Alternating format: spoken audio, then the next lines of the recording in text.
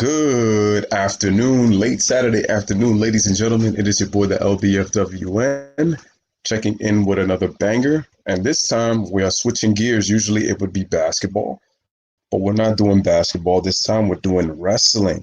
So I'm bringing you guys with the wrestling content. And as you can see on right here on my model, we have the beautiful Sting overlay, man, with the crow. We have the crow Sting. So once again, make sure you like the channel, make sure you subscribe as you guys come in. The topic is about Sting and the dead man, the Undertaker. We got two of the greatest icons in wrestling history, and there's rumors that there's supposedly Vince McMahon, that's right, could be in the works of creating a match between Sting and the Undertaker at WrestleMania 36. The issue that I'm having with this is that, and once again, like I said, ladies and gentlemen, we are talking about wrestling, Undertaker and Sting. Here's the problem that I have with this. I don't like the fact that Vince thought about this too late, number one. Number two, if you remember, Sting was supposed to be in the WWE in the early 2000s at the time that Vince had bought WCW. The problem is, Sting said he did not want to go to the WWE because of a certain incident that happened on national television between Booker and The Rock when they had their segment in 2001. Because Booker T was on the mic and then The Rock was kind of like, who in the blue hell are you?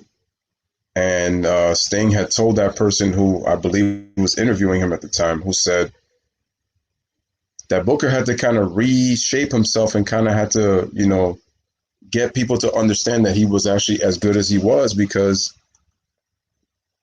once you enter the big time in the WWE, you kind of have to start over again. And if you remember the Monday Night Wars, during the Monday Night Wars, WCW had the better talent in terms of the roster. The problem is they didn't know how to utilize that roster. And there were too many factions. So a lot of guys who actually were pretty good workers kind of flew under the radar because it was about the NWO. So the NWO, even though that it helped, Bischoff kicked WWE's ass for 84 weeks in a row, it was also the curse and the downfall of WCW, especially because Bischoff just really didn't know how to, like I said, develop characters. Like I said, the only thing that really went right for them was, bringing in Goldberg, like at that time. And I got to say this, man. This is why I don't think that this match should happen, because one, as much as we call Sting the vigilante, as much as we call him the franchise, we call him the Stinger, I love Sting. Sting is one of my all-time favorites. As a matter of fact, we've had many different characters of Sting. We had the All-American boy Sting in the, 80s and early 90s. Then Sting starts to grow his hair. It changes brown. Then we get a different side of Sting. Then we're starting to see a more darker side of Sting. And the crazy part about Sting, what made him so special was, and the funny thing is, this is why I give Scott Hall a lot of credit. He came up with the idea of the crow gimmick with Sting. And what I love about it is he was able to still gravitate towards the fan base by being a different character. He was mysterious, he was quiet, and it was like he did everything through action. He didn't even have to talk. That's what was really special about his character, and they would still find a way to engage the audience. And I was like, I don't know who this thing is, but I was like, I like it. It's a darker side of Sting. I mean, he's got the crow, he's got the black and white face paint. I told you, Sting reminds me a lot of the Joker every time I look at this guy's face, especially when it comes to the face paint. It's like the many faces of Sting, And, Sting has had an unbelievable Hall of Fame career. I mean, he went into the WWE Hall of Fame already. So he did go in already. So that to me is important, which just tells you the impact that he had on wrestling. A lot of guys have talked and said nothing but great things about him. And then we have The Undertaker, the Phenom. He's currently in the WWE. He's currently still working, but he's really more so on a part-time basis because Taker's body pretty much can't handle the physical grind year. And we have to remember that Undertaker's 54 years old. Sting, I believe, he's either 59 or he's either 60. So the issue that I'm having is he wants to wrestle again, and he's getting into shape, as he said. He wants to have one more match, and he wants it against the Undertaker at WrestleMania 36. Now, I haven't heard what Undertaker has said about that.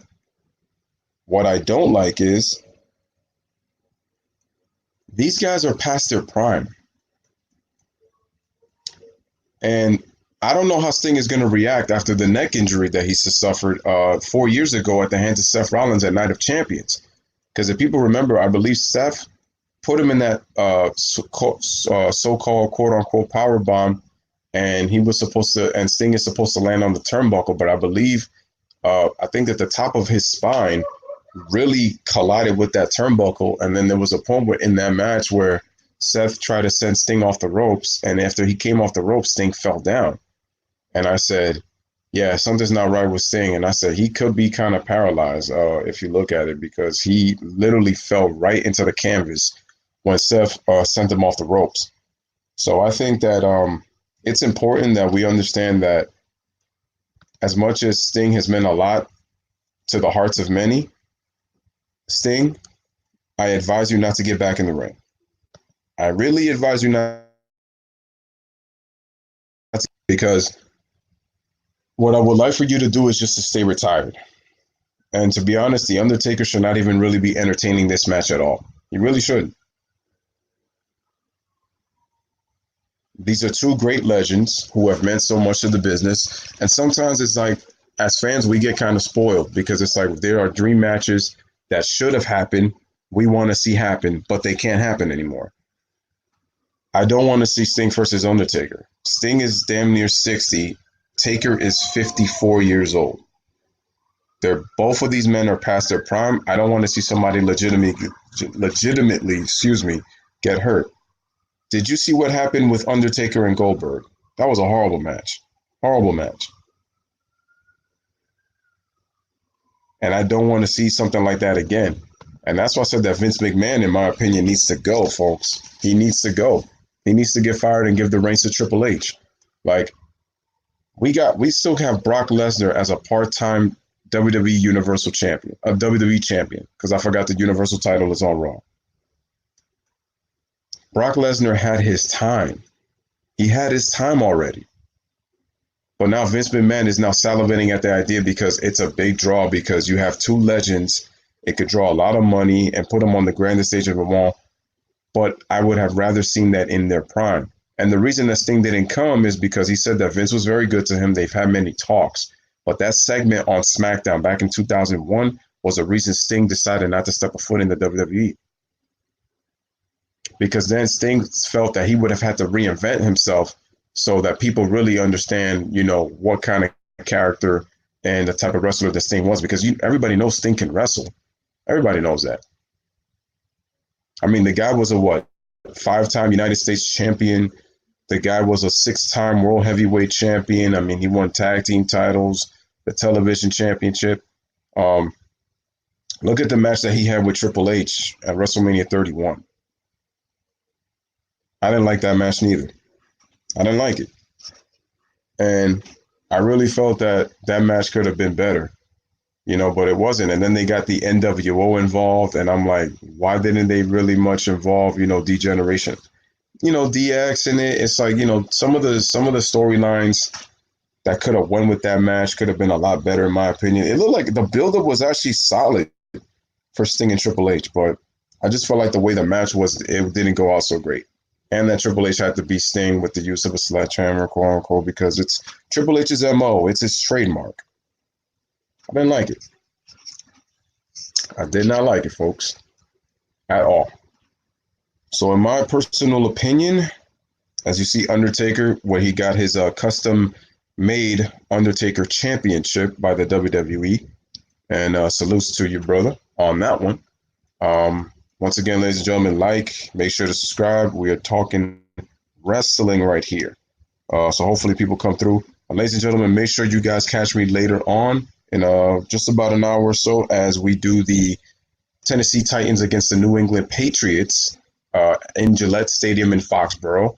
Will this be the last game of Tom Brady? We don't know for sure, but we are going to find out today. I mean, Ryan Tannehill has been balling since he became the starting quarterback for the Tennessee Titans in place of Marcus Mariota, who's been very inconsistent. And also, you got Derrick Henry, man, one of the best running backs in the NFL. I mean, Tennessee has a chance. They have a chance.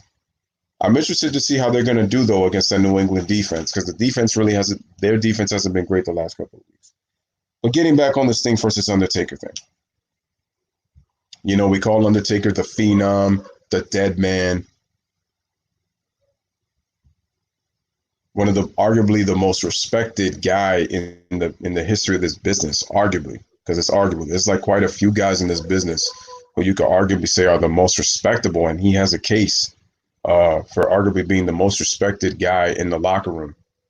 And like I said, if you look at the Undertaker's career, becoming a Mordican, pretty much as his character, for him to be able to reinvent himself all these years and to still be going strong, the fans cheering your name, it's like as fans you get kind of spoiled. We've been spoiled with Sting and Undertaker's greatness, that even at their ages, we would still want to see a match between both of those guys. So once again, ladies and gentlemen, like the stream as you guys come in. Like it as you guys come in.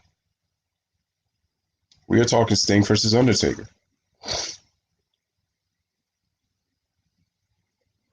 And like I said, the only way that this match would have to be acceptable is if the card outweighs this match and the WrestleMania 36 pay-per-view event is actually one of the best pay-per-views of all time, one of the best WrestleMania pay-per-views of all time. That's the only way that this match is going to be acceptable. But come on, who really wants to see two old men past their prime go at it? I mean, we were questioning just a few years ago if Taker was going to retire in 2017 when he went against Roman Reigns. Do you guys remember how bad that match was at WrestleMania? What? WrestleMania 33? Yeah. And he took off the trench coat, he put it in the ring, he put the hat as if to signal that, oh yeah, I've retired.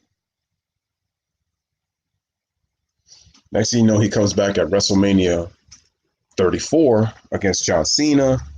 He's doing the flying clothesline, he's looking quick. And I remember he had his tag team match with Roman Reigns against Shane McMahon and Drew McIntyre, and everybody's like, and even Michael Cole, if you think that the dead man was dead, you are sadly mistaken, because he looks great. He looks phenomenal. I haven't seen The Undertaker look like this in quite a few years. Did you hear what Michael Cole said? Quite a few years. So in other words, it's been a while since we last saw The Undertaker, perform at a very high level. I mean, I hated the match against Brock Lesnar. That match was not great. And he said Taker got concussed 5 minutes into that match. 5 minutes into that match. He doesn't remember what happened after that. I'm amazed that he even got through that match with the concussion. And that match was not great. And I get it that Brock Lesnar ended the streak, but I didn't like the way the streak ended. And I'm pretty sure a lot of Undertaker fans will concur with me, because I'm a huge Taker fan, I'm a huge Sting fan, with the way that match ended. I was not happy about it. I hated it. So this is why I think that it's very important that we understand that as much as I love Taker, as much as I love Sting, I don't want to see this match happen, man. I don't want to see it. The WWE is better off of not putting these two old guys together. And what I notice is that if we're in a new generation, why do we keep trying to hang on to the past in terms of trying to make these dream matches that should have happened a while back, that we're trying to make them now because you think it's going to make a lot of money because it's like you got two legends. People want to see that, and hopefully it'll be good. Sting says he's getting in shape. I'm concerned about that because he had to retire due to that neck injury when he was inducted into the Hall of Fame in WrestleMania 32. That's why I'm just like, Sting, why take the risk, man? You should just retire and enjoy the rest of your life. Taker, his ego is telling him that it's not time for him to go yet. And what I'm telling Taker is, it's time for you to go. You've had a remarkable career. 7 world titles, I believe 5 world tag team titles, a hardcore champion. It's amazing that he never won a United States title or an Intercontinental Championship. That would have been nice for Taker's resume too. But I mean, you can't beat what? How many times has Taker lost in his WrestleMania career? Twice? So he's what, like 24-2 or 25-2, maybe 24-3. I don't remember how many losses he's had. But my point is, this match should not happen, ladies and gentlemen. It should not. I would love to meet Sting. I would love to meet Undertaker at like at a signing or at an event where we could take pictures. But I don't want to see this match. You're doing everybody a favor by not putting this match. A favor by not putting this match. I think it's better that way. My apologies. I was just checking my phone and for some reason the volume was up. So, my fault. But I don't like it. We are better off seeing the young stars of today and what can WWE creative writing do to do a better job with these storylines. And I wonder how they're going to build this storyline with Sting and The Undertaker. I really wonder. Are they going to have Sting come as the Crow and as the Vigilante with Taker doing his dark side gimmick? I told you, if we took Sting from the midnight, let's say we take 97 Sting and we take 97 Taker. That storyline would have been crazy. 97 Sting against 97 Taker would have been crazy. And shout out to my main man, as always, man. Trident. Now he calls himself Trident Maze FWN. What is up? What's going on, bro? Appreciate you, man, for coming through. Appreciate it. Talking wrestling right now. I don't know if you're a big wrestling fan. If you are, and if you know anybody who's also a wrestling fan, make sure to have them watch the replay and make sure to check out this channel on the LBFWN. Make sure they get subscribed. But I appreciate you coming through, man. You've been the only one and the first one to come through, so I appreciate that. We are 17 minutes in, and I mean, look at that cool overlay of Taker. Look at that cool overlay. You see that? It's really awesome. And he also says, I'm not a big fan, but I got some friends. I'll tell them right now. All right, cool. Awesome. So let them know. If they happen to watch YouTube, make sure to check this out. Have them watch the replay. I was talking about AEW, and shout out to He Knows His Sport. He talked about, he's actually been watching AEW, and he basically talks about guys who he likes. I mean, when we look at AEW, man, I think, there's some things that they can obviously do, but I honestly think that they are still on the rise. They've been very good with the ratings. I mean, you got Chris Jericho as your first champion, and Jericho has always been entertaining on the mic. There's no question about that. But getting back on this, as Taker is so impressively staring at me with his championship on the left side of his shoulder right there. If you take 97 Sting and you take 97 Taker, both guys in their prime, that would have been a hell of a storyline. Sting, Crow Sting with Taker, Dark Side Undertaker. Oh, that would have been great. That would have been great. Or then if you want to go further, you could take the All-American boy Sting, and then you take the American Badass, The Undertaker, and make a storyline out of that. To me, those are the storylines that you take advantage of. Not 59-year-old Sting, who's going to be 60, and not 54-year-old Undertaker, who's going to be 55 in March for WrestleMania. And you're going to say, but it looks great on paper. It's going to be a great match. Just look at it. I think it's going to be awesome. No. I'm sorry. But this is why I said Vince McMahon has got to go and give the reins to Triple H so that Triple H can take over for this. It's a better job. It's much better if we don't see this. And I'm speaking as a long-time wrestling fan. from my days in WCW with the Monday Night Wars between WCW and WWE with Nitro and Raw. So like I said, I'm a fan of the icon Sting, bro. I'm a fan. You just don't want to see these type of things. So this is why I say no.